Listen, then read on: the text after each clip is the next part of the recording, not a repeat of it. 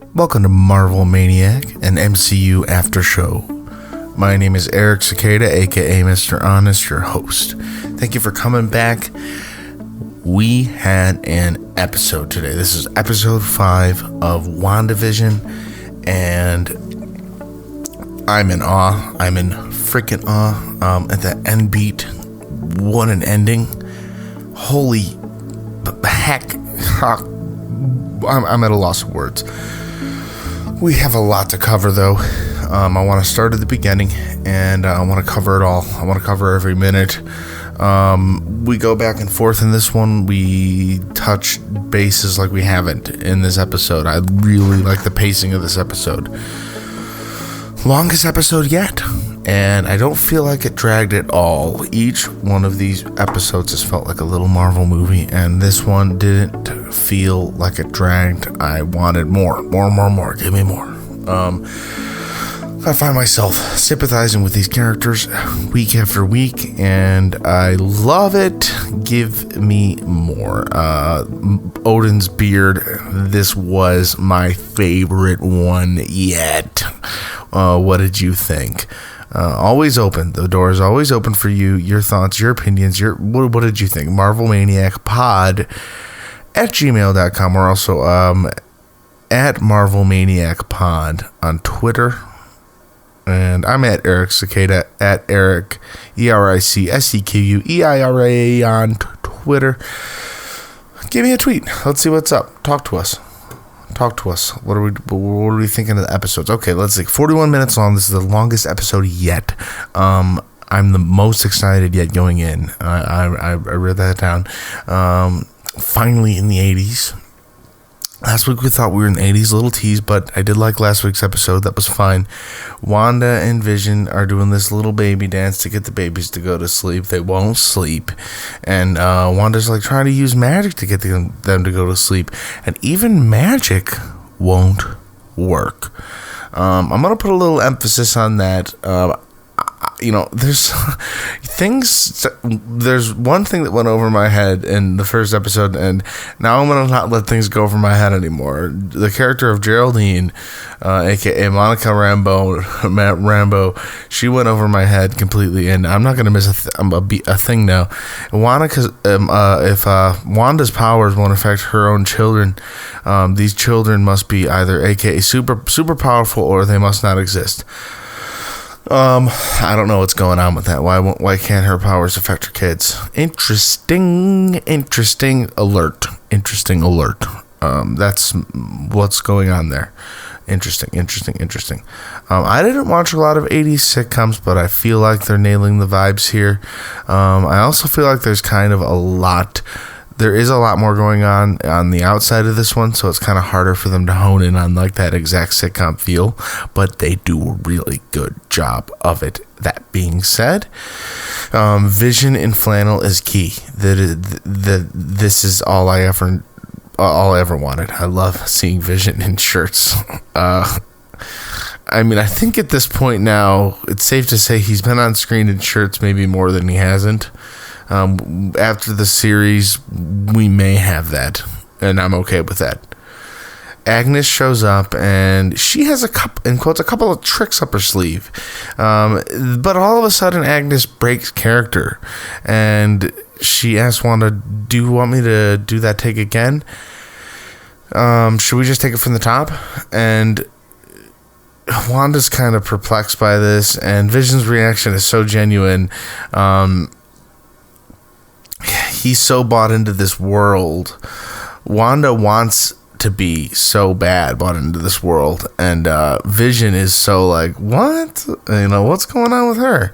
And Wanda's like, don't be silly, Vision. Let's let Agnes give it a try. And then they kind of click back into the 80s sitcom. We're seeing more and more of these drop out of reality moments. Like, we see 1 in the first episode, we see 2 in the second, we see 3 in the third. Now we're getting like, it's all falling apart in this one. Vision is starting to notice Vision keeps trying to figure out figure out what was up with Agnes, but he's doing so many, but she's doing so many silly things. You know what I mean? She's like compensating for her mistake, either that or Wanda. I don't know if Wanda's like making her compensate for her mistake. Until he realizes the baby stopped crying. And then there's a little piece in the house, and he turns around, and then the baby's aged 5 years old. There's 5-year-olds all of a sudden. What? It's a 1880s like theme song, and this has got to be my favorite one so far, because just like there's these pictures and the song. I'm not going to reenact it for you, and I can't play it on here. Most likely, I don't know if there's copyright issues, and I'm not gonna do that. But there's a picture of Baby Vision, and it probably got a good old laugh out of you. It got one out of me. And there's a lot of visions in there, but there's a lot of pictures. Very wholesome. It's just so wholesome. Baby Vision. There's gonna be a meme in that. That was definitely my favorite theme song so far. I know the Full House is in the 90s, but I was getting a little bit of that. Like I said, not a lot of 80s sitcoms. Really like that sitcom opening, man. That was so good.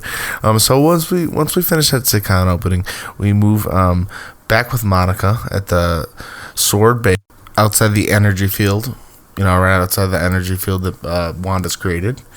I love the back and forth in this one. We're not just getting one side of the story; we're getting both. So, us as the audience, our patience, we've earned a little bit of back and forth. I love it.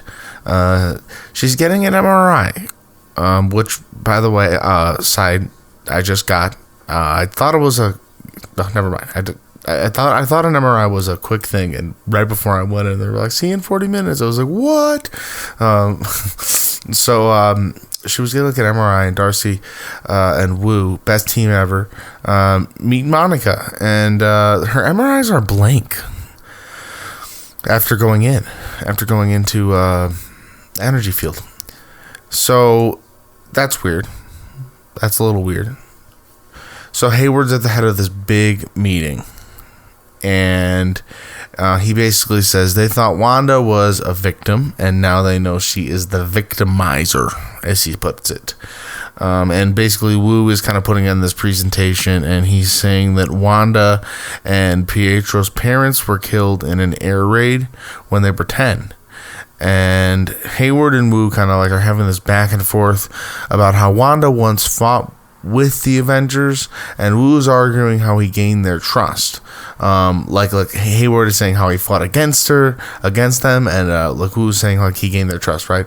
And then Hayward brings up Lagos. That's the part of in Captain America: Civil War where Wanda accidentally destroys the bomb that on the building and possibly kills multiple civilians.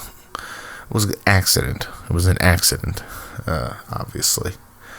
I don't believe this is a premeditated act of aggression. That's something that Monica said. Hayward says you don't. Then he brings up a video of Wanda breaking into Sword's headquarters. He said, and then he says, because I didn't actually see this. He says she stole Vision's body, but I'm gonna go ahead and believe it because like there's like a clip of it. He stole Vision's body and resurrected him. Wu mentions that that is a violation of the Sokovia Accords, which I guess is still in motion even after the snap and the reverse snap. After all these years, it's still in motion.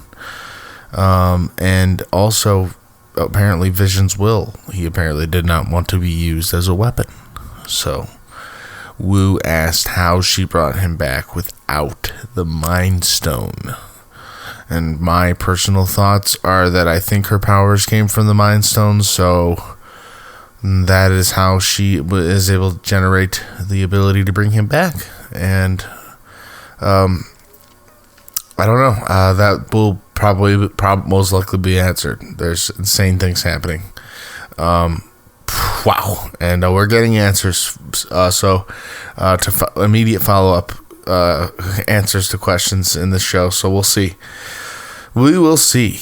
Even sitcom Vision can see Wanda is a recluse with her using magic in front of Agnes. What aren't you telling me? The twins ask if the dog is theirs. Not until you're 10, they say, Vision and Wanda say, and then the kids just grow up to be 10. And that was kind of like a hilariously awkward, funny moment, that anamorph to becoming 10.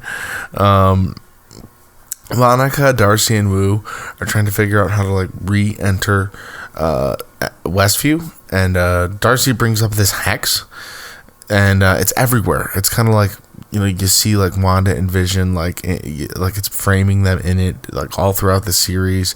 It's this hex thing. And Darcy like is asking Monica, like, do you really want to go back in there after everything that Wanda's put you through? And Monica's like, yeah, I'll do it. I think it's really cool to see just these types of arguments happening. Like this argument of, is Wanda's power based around physical matter, or is she like literally conjuring this and building this reality? Like, is she literally building something out of nothing? That's scary. The scary part. That's what's left open. Monica says something like she could have taken out Thanos on her own if she hadn't been if he hadn't initiated a blitz, literal nod to her kick-ass moment in Endgame. Oh my God, when she says, you took everything from me. She destroyed his sword and his armor, and Thanos says, rain fire, at the expense of his own troops. He was hurting so bad. And so yeah, she's strong. She is super strong, insanely strong. She could hold up. She holds up in a fight. So this leads to Monica going into a room. There's like this revelation that she left with the clothes, her 70s attire. And she goes into a room with the 70s attire that Wanda created, and she shoots it. And basically, they come up with the conclusion that Wanda is rewriting reality. So, if she can change things as they go into the hex, what happens if we send something in that requires no change? So, meanwhile, back in the show, Vision's back at work, and he's got a computer now. We're in the 80s, so like late 80s, I'm guessing. So we got old clunky computers. But then all of a sudden this creepy moment happens, and his entire office reads this letter from Darcy about like this warning about radiation in Westview. It was like super creepy. But like an even more creepy moment where Vision touches Norm's temples, and it brings Norm like right out of the sitcom, and he's like, please help. He like mentions his sick father, and he needs to get to him. He's like, make her stop. And then Vision touches his head again just to snap him out, and he zaps right back into the sitcom, and it cuts back to home. And Wanda's at home with the kids, and she's kind of like wondering where Vision is. She's like looking out the window, wondering where Vision is, and she's changing like what day of the week it is to the kids. She's getting a little recluse, and how Hayward is sending this drone in, and Monica doesn't know that it's armed. And Monica says she just wants to talk to Wanda. And like the drone makes contact with Wanda, and Wanda is immediately super like not wanting this at all. She's super like armed, you know what I mean? So like we see Wanda's eyes glow red, and like the drone's cameras on Monica and Hayward's end just blur up, and we hear like, there's a breach, sir, and everyone runs outside to the energy field. And I literally can't believe it. Wanda walks out. I didn't think I just don't expect her to be walking out to this army, and she throws the drone at them, and she's like, "Is this yours?" And he's like, "You can hardly blame us, Wanda." She's so freaking awesome. This will be your only warning. Stay out of my home. You don't bother me. I don't bother you. She had much more of an accent here, by the way, like a much more homage to her overall character in the MCU. I know, in my opinion. Hayward says, "You've taken the whole town hostage, pretty much." She says, "I have what I want, and no one will ever take it from me again." She mind warps all the soldiers to aim at Hayward, and then she just blinks back in. And then, like, the whole wall, like, zips red and looks more dangerous and electric-y and warpy than ever. Then there's another commercial. We got another commercial. It's Lagos paper towels. And again, Lagos. These are completely fabricated things. Lagos is the place that Wanda, that Hayward brought up earlier, that Wanda caused that destructive, terrible, awful accident, mistake. So in Captain America Civil War, lots of references in this episode. Holy smokes. And what the heck, there's this end scene. I don't even know. I need some Googling. My brain needs a recharge. I need some feedback. We'll get to that. All of a sudden, we cut to the dog dies. So this is like literally a brick in a hard place for Wanda. She is confronted with telling her kids about death. And you'd imagine that this is especially hard for someone like Wanda, who has created a reality to escape that very thing. So this is probably weighing on her a little bit, but I'd say she handled it pretty well with the kids. Pretty well considering with the kids. I don't know. I was worried about her for a second. Pretty heartbreaking if you ask me, actually.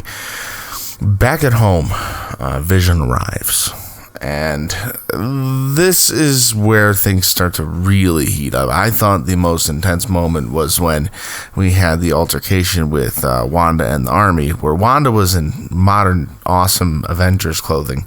Back at home, she's in 80s attire again, but we have this insane moment between Wanda and Vision, and Vision says, "I unearthed the man's suppressed personality and freedom of your oversight. He was in pain, Wanda." I had to quote that exactly because it was so good. "You can control me the way you control him." And like they had this like insane stare down, and like Wanda's just trying to control Vision, and he won't let her. And he's like, she's just like trying to end the episode, and the credits roll, and he's like chasing her in the other room, and he's like, "I have to believe that this was subconscious at first, and you only recently became aware of it." And like she's ignoring him, and he's like, "Norm has a family and he can't reach him." He's getting so fired up, and they like start floating, and it gets so intense. Vision really doesn't like what Wanda is doing here, and he's so aware, and like Wanda is like pulling like the isn't being a dad and a father enough? Am I not enough? Like card, like Saved by the Bell. The episode ends on a doorbell ringing, and even like we cut back to like Darcy even seeing this. This is insane. Vision thinks that Wanda made this happen, but even Wanda isn't expecting this. This is where my mind is blown. I think audiences' minds are going to be blown. I think this is probably going to break the internet. This is insane.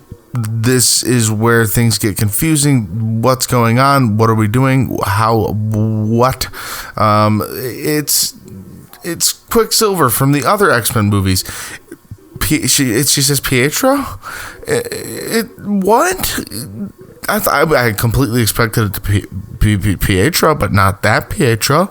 It's Days of Future Past X. So what are we doing? Are we combining X-Men, the other X-Men universe? What is going on?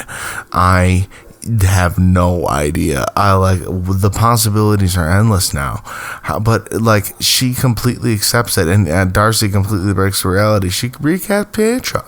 Like, is that gonna be like the new thing, like J. Jonah Jameson in Far From Home and like the new Spider-Man series? Like, they're just gonna be recast but not talked about, like, or alternate realities? Or are we gonna break the universe open? Are we gonna be seeing like some of these, like the cast members from these movies come over and play these parts? Like, am I gonna see I don't know. I like the cast of Days of Future Past. I love some of that cast. If it's written right in the MCU, it might be good. But Hugh Jackman's Wolverine, is he getting too old? I don't know. I love him. I don't mind an older Wolverine still. I'll take him. I'll take that Wolverine and Deadpool road trip movie. I don't mind it. I kind of flew through this one. I really did enjoy the episode. I just don't want you to feel like I took it for granted. I just freaking enjoyed it so much. I might have flew through the notes. I wrote them down over the course of an hour and a half. I must have just went through them fast because I was excited about the episode. So that just might go to show I love the MCU. And I wanted to get the information out to you so I don't waste your time. This has been Marvel Maniac and MCU After Show. I am Eric Cicada, your host, aka Mr. Honest. Donations can go to @Mr. Honest Podcast on PayPal. That's where I'm accepting them now. They all go right back into the show. Thank you so much for listening. Please rate the show. It goes a long way, and I really am looking forward to the next episode. Until then, Avengers, disassemble.